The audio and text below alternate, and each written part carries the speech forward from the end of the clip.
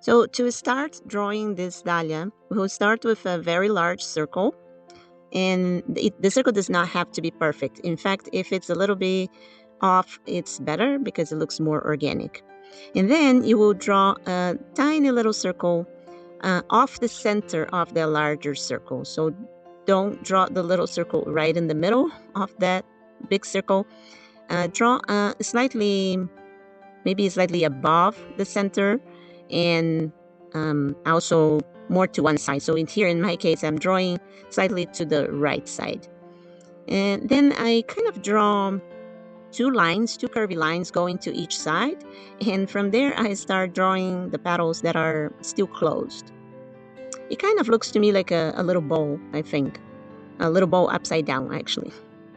Okay, from that point on, after those closed petals are done, then you can start drawing lines. They kind of look like an umbrella to me. So they are curvy lines and they go to both sides and the back, and the lines in the back are going to naturally look a little bit shorter.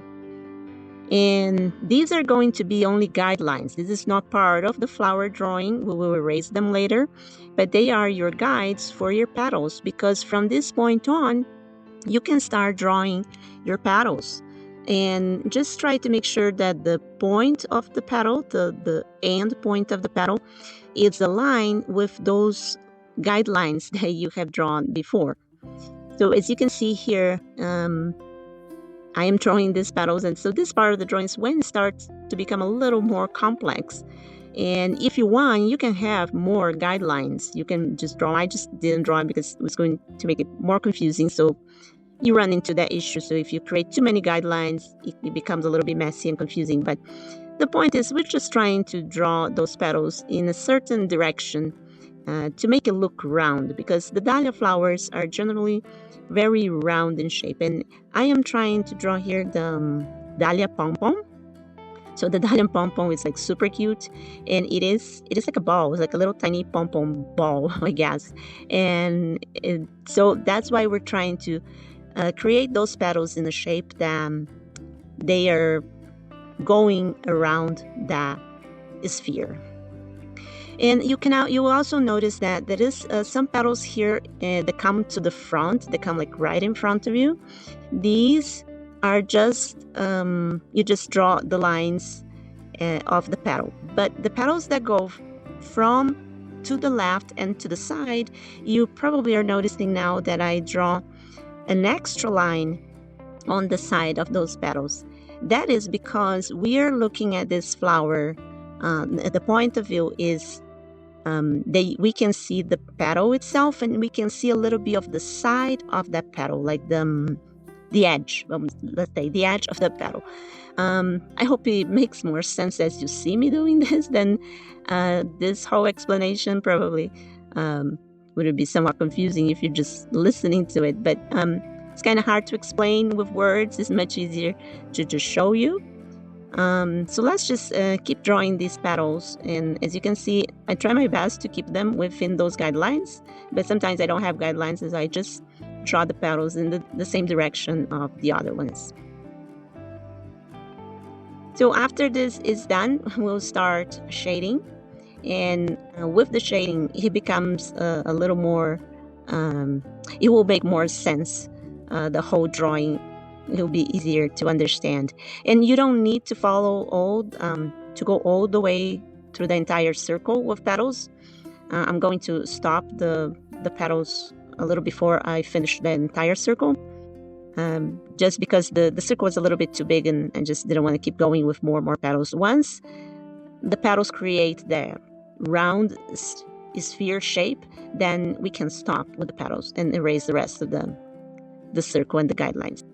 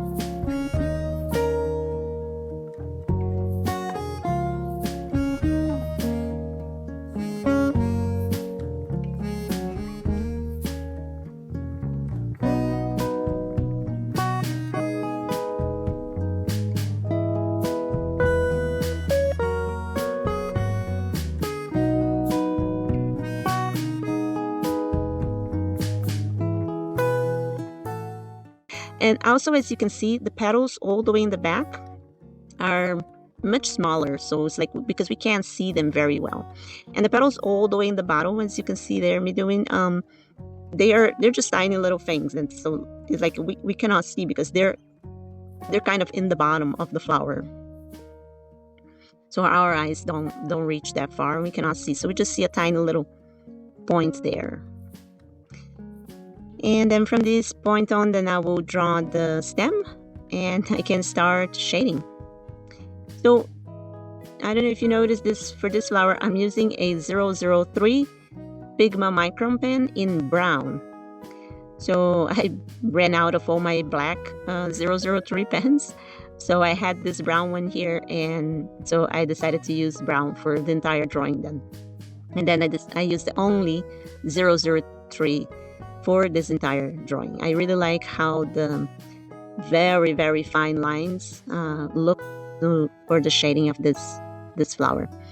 So Pigma Micron pen does have a few colors, and I don't know if 003 they have other colors, but for some of the other sizes, this other nib size, they also have like in blue, green, red, and I'm not sure the 003 they have in other colors, but I know that is black and brown for sure. And anyway, so when you start shading, you can imagine how the light is shining on your dahlia flower to create your shading in a certain way that you're satisfied with. I decided to use, of course, when the petals touch each other from top to bottom, that's where you see more shading in there and less shading at the end of the petals. So this flower, I think, is a little more labor intense than actually difficult. It does take quite some time to do all this shading. Of course, if you don't want to do so much shading, you can just represent some of the darker areas with a few lines, and then you're done. But to me, I'm very used to shade all my drawings, so to me this is not a whole lot of effort, and that's how I really like my drawings to be, with a certain amount of shading. That's how I usually like my drawings to look. So to me, it's not an effort, but it does take time. So it is time consuming, and that's why I say that the dahlia flower is not all that terribly difficult. It's just that it's more labor intense. So I think it took me about 3 hours to finish this entire flower, give it or take, even with taking a few breaks, short breaks. But in between, from the very beginning, the pencil lines, to the very end of it, it was altogether about 3 hours. So I know that might seem like a lot for many people, but to me, it is really quality time. Of course, it does take some time for me to finish this, but that's how I am satisfied with this kind of drawing.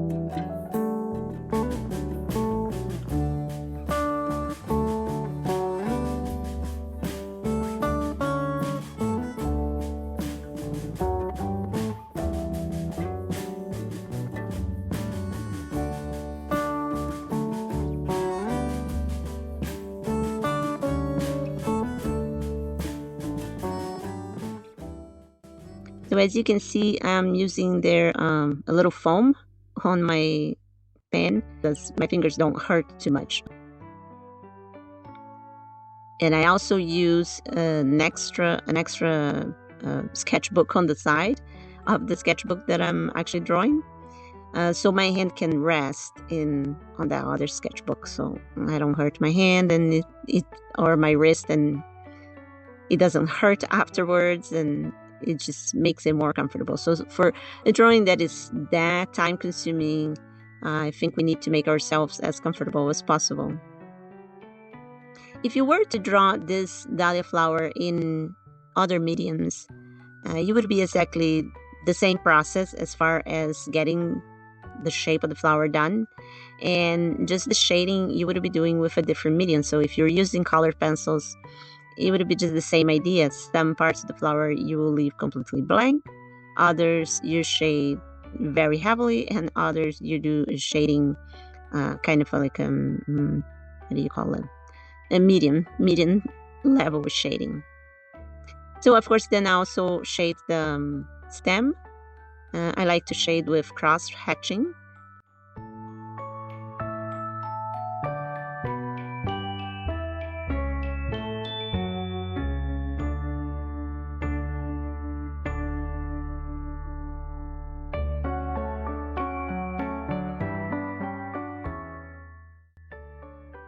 So that is the cross hatching that I was talking about. I usually like my stems to have cross hatching.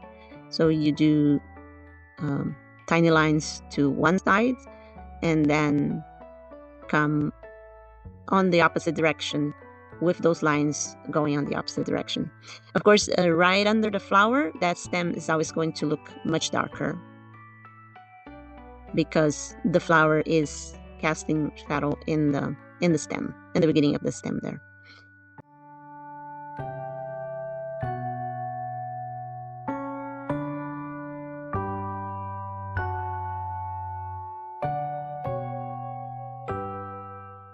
I also did the leaf for the dahlia flower. I did 2 of them, and I'm not focusing a lot of attention here on the leaf.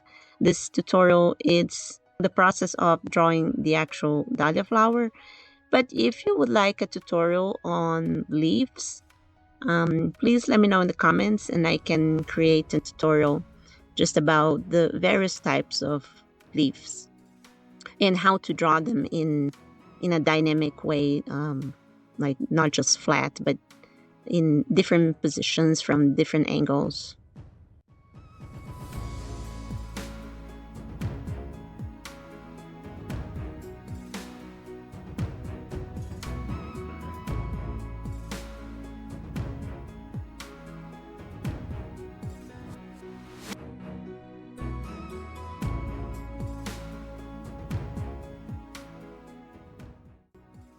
And somebody asked me in another video what kind of brush I use to remove the eraser pieces when I erase the pencil lines.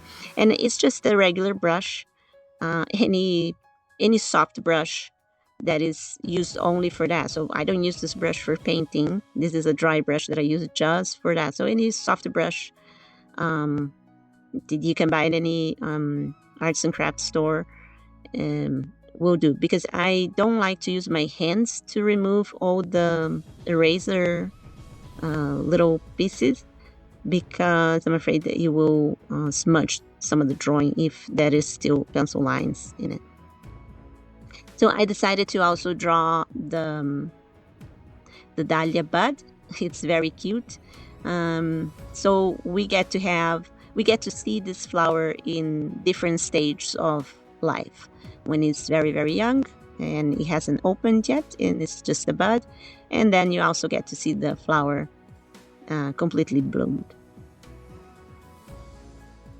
I will leave a list of all the art supplies that I used for this drawing on the description of the video. It's really not a lot because I only use one type of pen.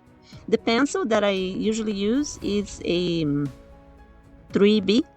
And the only reason why I use very dark pencil like that is just so you can see in the video.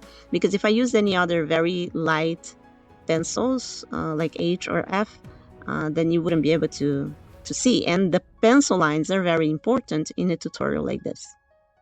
Well, I hope this video was helpful for you. If you like this video, please hit the like button and leave me a comment. Let me know what parts of this drawing you found more difficult, and let me know if you're going to try drawing this dahlia flower.